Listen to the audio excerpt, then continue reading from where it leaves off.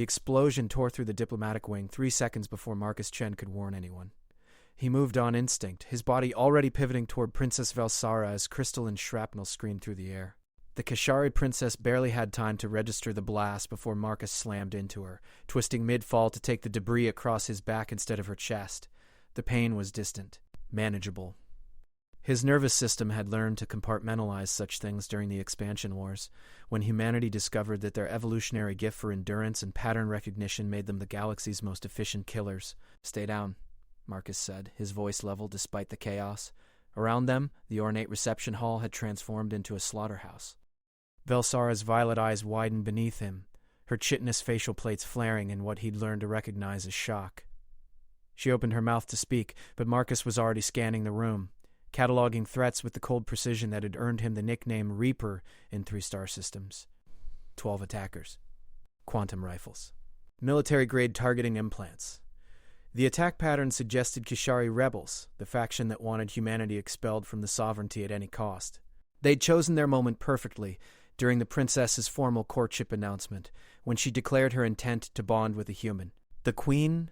Velsara gasped beneath him. "Where is my mother?" The Kashari monarch stood motionless on her raised dais, surrounded by her personal guard.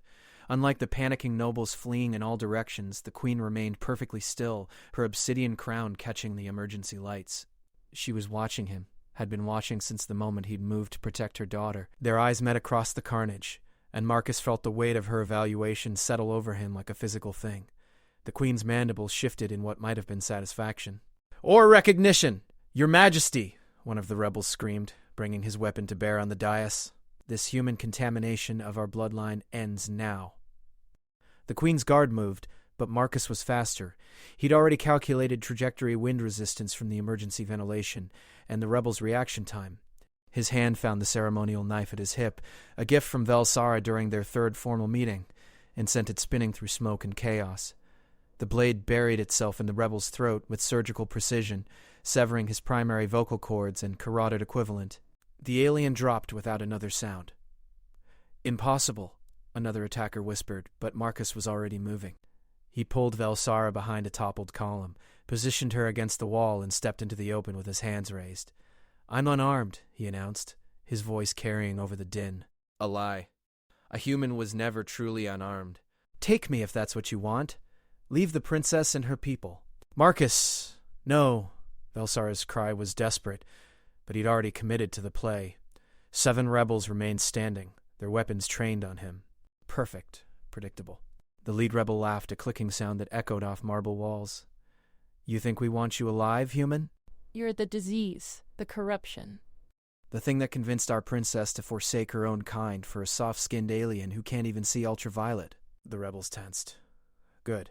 Tension meant divided attention, and divided attention meant mistakes. "I can see what matters," Marcus said quietly. "Another step. I can see that you're standing on a pressure-sensitive tile." 3 of you, actually. It was a bluff. The palace's original defensive systems had been deactivated decades ago during the peace accords, but the rebels didn't know that, and their eyes dropped for just a fraction of a second to check their footing. That fraction was enough. Marcus moved. Not with the flashy acrobatics of action hollows, but with the efficient brutality that human evolution had perfected over millions of years of persistence hunting. He closed the distance to the nearest rebel before the alien's neural pathways could complete their firing sequence, seized the quantum rifle, and redirected its barrel toward his companion. The weapon discharged, and the second rebel's torso simply ceased to exist in a flash of displaced matter. The remaining 5 scattered, but Marcus had already mapped their escape vectors. He dropped low as return fire scorched the air above him, rolled beneath the wild shots, and came up inside the guard of Rebel Number 3, a palm strike to the auditory cluster. The distinctive crack of chitin fracturing. The rebel went down, clutching its head. 4 left. From her dais, Queen Shalzara made the slightest gesture with one elegant talon.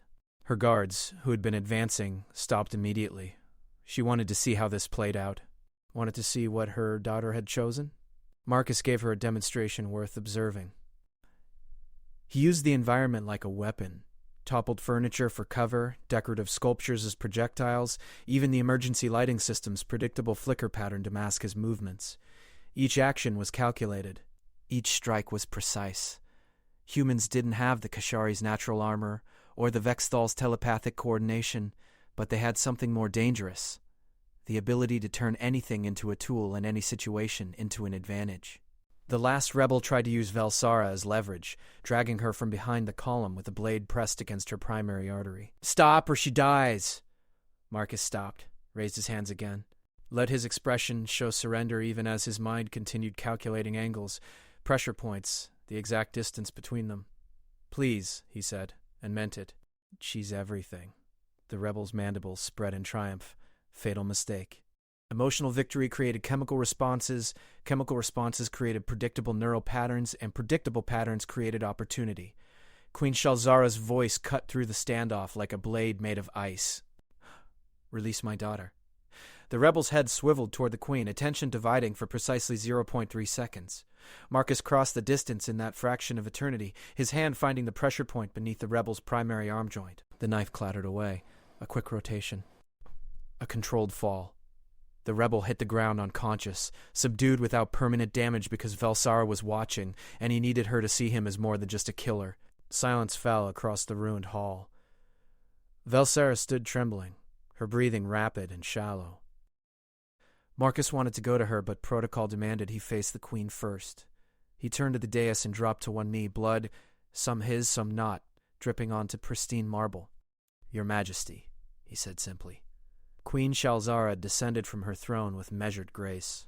Each step was deliberate, her court robes whispering against stone as she approached. Her guard flanked her, but she waved them back with casual authority. When she stood before Marcus, she studied him with eyes that had ruled an empire for 3 centuries. "Rise, Marcus Chen of Earth." Met her gaze without flinching. The queen's mandibles shifted in that expression he still couldn't quite read. 12 attackers, she said softly. Neutralized in 97 seconds. No civilian casualties. Minimal permanent damage to the perpetrators. She paused.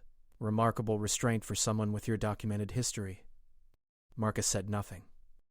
The queen already knew everything worth knowing about him. His military record, his psychological profiles, the classified reports about what humanity had become during their violent expansion into the stars. She had known before today, before the courtship announcement, before her daughter had ever met him at that cultural exchange 6 months ago. "Mother," Velsara stepped forward, her voice gaining strength. "Marcus saved my life. Saved all of us."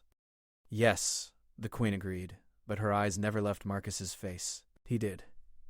Just as I knew he would." The words hung in the air, heavy with implication. Marcus felt understanding crystallize with cold certainty. This had been a test. Not just the attack, though. He suspected the Queen's intelligence network had detected the plot and allowed it to proceed, but everything. The entire courtship. Every formal meeting. Every carefully orchestrated moment that had led to him falling genuinely, helplessly in love with the alien princess, now staring at her mother with dawning horror. "You knew," Velsara whispered. "You knew there would be an attack." "I knew there would be resistance to your choice," Queen Shalzara corrected. "I knew that choosing a human mate would paint a target on your back for every traditionalist faction in the sovereignty. I also knew that if you insisted on this path, you would need protection that my guards, skilled as they are, could not provide." Her gaze finally shifted to her daughter. "You would need someone who sees threats like breathing, who can turn any moment into survival, who carries warfare in his very bones." Marcus's chest tightened. "I'm not a weapon." "You're something more dangerous. You're a weapon who chooses not to be." She gestured at the unconscious rebel at their feet. "Lesser beings would have killed them all. You subdued them. Preserved life even while taking it. That is the balance my daughter will need." The queen's expression softened fractionally. "That is what I saw in you the first time Velsara brought you before my court. Not a human. Not a killer. But a protector who understands the cost of protection." Velsara moved to Marcus's side, her hand finding his, despite the blood and chaos. "You used us," she said to her mother. "Used my feelings. Used him. I prepared you," Queen Shalzara countered. "There is a difference. The galaxy is not kind to those who rule, daughter. You chose to love across species. I ensured that choice came with the means to survive it." She turned to face her assembled court, the nobles slowly emerging from their hiding places. "Let it be known that Princess Velsara's chosen mate has proven himself in blood and restraint. The courtship will proceed, the bonding will be honored." Around them, the Kashari court murmured in shock and grudging approval. but Marcus was watching Velsara's face, seeing the conflict there. Gratitude and betrayal, love and manipulation, all warring behind those violet eyes. "Did you know?" she asked him quietly. "Did you suspect?" Marcus thought about the way the Queen had watched him during formal dinners. The questions about his military service that had seemed like polite interest but had been intelligence gathering. The way Velsara's guard rotation always included veterans who had evaluated his reactions to threats. He'd noticed it all, cataloged it all, and chosen to ignore the obvious conclusion because the alternative was losing her. "Yes," he admitted, "not all of it, but enough. And you said nothing. Would it have changed anything?" He squeezed her hand gently. "Would it have changed what I feel, what you feel? I hate that she was right. I hate that we needed this. I hate that loving you comes with violence. Then let this be the last violence," Marcus said. He raised his voice so the entire court could hear. "I claim right of declaration under Kishari law." The Queen's eyes narrowed. Bold. "What are you doing?" Velsara whispered. Marcus kept his gaze locked on the Queen. "I declare before this court and the sovereignty that any who threaten Princess Velsara threaten me. Any who move against her will answer to humanity's full measure. I claim Protector's Oath. Blood bond. Eternal vigil." He felt Velsara's hand tighten in his, "And I declare that the weapon you see in me serves exactly one purpose now, keeping her safe. Not the throne, not the sovereignty. Her." Marcus had just invoked one of the oldest Keshari traditions, one usually reserved for bodyguards who had saved a royal's life. By speaking the words publicly, he'd bound himself to Velsara above all other considerations. Even above Earth, even above humanity itself. It was a declaration of love wrapped in a threat, a promise that the weapon Queen Shalzara had so carefully evaluated would turn against anyone, human or alien, who tried to harm her daughter. Queen Shalzara's expression was unreadable for a long moment. Then, impossibly, she smiled, a human gesture she'd learned for diplomatic purposes but had never used in court before. "Accepted," she said, "and witnessed." She looked at her daughter. "It seems, Velsara, that you chose more wisely than even I anticipated. He protects you from threats foreign and domestic, even from me should I become one." Velsara stepped forward, pulling Marcus with her. "Mother, I love you. I know you did this out of love too, in your way. But no more tests, no more manipulations. If Marcus and I are to build something together, it has to be built on truth." "Then build it on the truth that stands before us now," the Queen replied. "He is exactly what I believed. What the sovereignty needs. A human who has seen the worst of war and chooses peace. A killer who protects rather than destroys." She raised her voice to address the court. "Clear the hall. Attend the wounded. We will reconvene when order is restored." As the court scrambled to obey, medical teams rushing in to treat the injured guards and rebels, the Queen approached Marcus and Velsara one final time. She placed one chitinous hand on her daughter's shoulder and looked directly at Marcus. "Protect her," she said simply.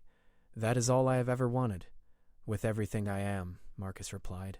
The Queen nodded and withdrew, her guard forming around her as she left the devastated hall. Alone at last amid the controlled chaos of cleanup, Marcus pulled Velsara close. She was shaking, adrenaline and emotion finally catching up with her. "I'm sorry," he murmured against her temple. "Sorry that this is what loving me means." "Don't," she said fiercely.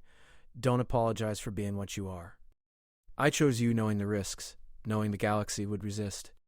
I chose you anyway because when I look at you, I see someone who has every reason to be hard but chooses kindness, every reason to be cruel but chooses compassion. Every reason to kill but always tries to save." Marcus felt something in his chest crack open, some wall he'd maintained since the war. "I'm still going to have nightmares about failing to protect you." "Good," Velsara said, pulling back to meet his eyes. "That means you're not a weapon. Weapons don't have nightmares. People do." Around them, the palace staff worked to restore order, but Marcus and Velsara stood together in their small pocket of stillness. The future stretched before them, uncertain and dangerous, filled with political machinations and cultural conflicts that would test them in ways they couldn't yet imagine. But they would face it together. A human who had learned that survival wasn't enough, that protecting what you loved mattered more than any victory, and an alien princess who had chosen him not despite what he was, but because of what he chose to be. Queen Shalzara watched them from a hidden gallery high above, her ancient eyes seeing what few others could. She had gambled her daughter's happiness on a single calculated truth, that humanity's greatest weapon wasn't their capacity for violence, but their stubborn refusal to let violence define them. As Marcus kissed Velsara's forehead with infinite gentleness, the queen allowed herself a rare moment of genuine satisfaction. She had found her daughter not just a protector, but a partner who would temper Velsara's idealism with pragmatism, and whose own hardened edges would be softened by her daughter's unwavering belief in peace. The weapon had chosen love over war, and in that choice, Queen Shalzara saw the future of the Kashari sovereignty. A future where humanity's strength and her people's wisdom could forge something neither could achieve alone. She turned away from the gallery, allowing them their moment. There would be time enough for the trials ahead. Time enough for Marcus Chen to prove himself not just in blood and battle, but in the quiet, harder work of building a life with someone from an entirely different world. For now, the queen had her answer. The weapon Incarnate had been tested and found true, not because he could kill, but because when it mattered most, he chose not to.